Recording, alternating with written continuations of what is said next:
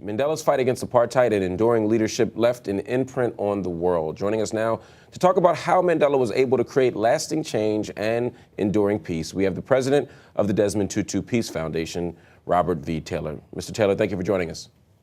It's good to be with you today. Earlier this year, you wrote about Mandela's legacy, a legacy really unparalleled in history. What about it sticks out to you? Well, I think several things stick out. The first is that Mandela, unlike many political leaders, always made human calculations instead of political calculations. And, you know, the most poignant example for me was when South Africa was getting ready to host the World Rugby Cup back in 1995. And rugby had been associated as the sport of white South Africans, and therefore was associated with the apartheid system. And Mandela wanted the South African rugby team to win the World Cup being hosted in his country. And many of his advisors believed that it was a complete waste of his time to get involved in that issue. But instead, Mandela went and met with the team and regularly was in contact with them, encouraging them and telling them that they needed to win. And it was a gracious and a generous act. But unlike many of his political advisors who didn't see a lot of political capital in that choice that he made, Mandela understood that it would bring people together.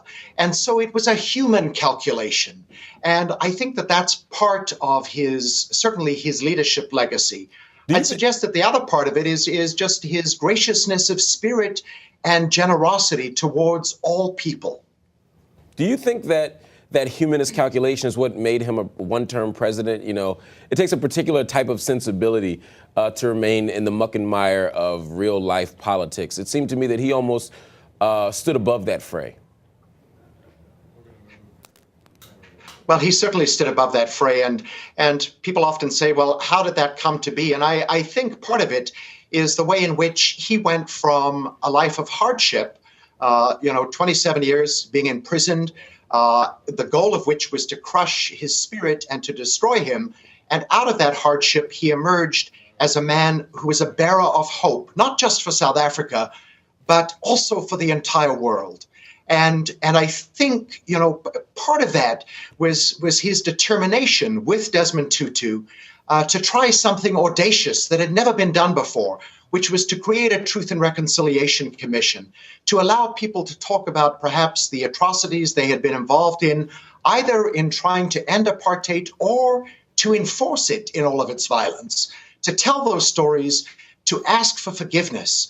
And that essentially began to meld a new story together for South Africa, in which people understood that they were not solitary islands, but in fact, people who desperately needed one another. Wow, that's a powerful idea, and I think sometimes people underestimate how significant the Truth and Reconciliation process was. How significant was it for the people of South Africa and perhaps even the global community? Well, for South Africans, it was covered by the media every day. There were highlights of the Truth and Reconciliation hearings. And so it was very hard, no matter where you were in South Africa, to escape hearing about those stories in some way, shape, or form. And what it began to do was, in fact, create a safe space and a new narrative about a country so that it could not be stuck to the atrocities of the past, but acknowledge them, not deny them, and say, what is it we want to be and who do we want to be as a people? And as part of that, Mandela brought together an astounding array of people to develop the South African Constitution. And it's unlike any other constitution in the world that protects the rights and honors the rights of women, of children, of the LGBT community, of people with disabilities, and so the list goes on. But I think that that's part of Mandela's spirit of saying, everybody is important, everybody is needed, and everybody needs to be accorded equal freedom and equal value and equal dignity. Obviously, Desmond Tutu and President Mandela, Archbishop Tutu and President Mandela have been tied together through history and circumstance and love for a very long time. How has he taken the news, Bishop Tutu? Well, Mandela's first few nights when he was released from prison was spent with Archbishop Tutu in his episcopal residence, the home of the Archbishop when he was then Archbishop of Cape Town. And I think it's fair to say that they have deep and profound affection for each other. They also both share something in common that I think has contributed to the generosity and gracious spirit that they each embody. And that is they have this sort of naughty, playful delight in life. They love to poke fun at themselves and find humor in even the most dire of circumstances.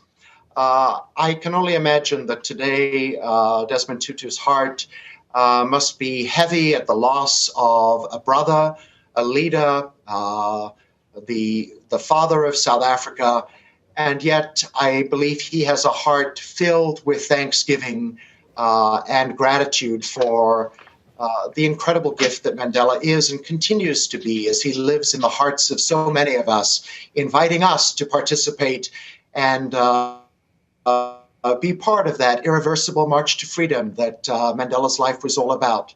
Absolutely. Robert V. Taylor, president of the Desmond Tutu Foundation. Thank you so much for joining us. Good to be with you. One of the challenges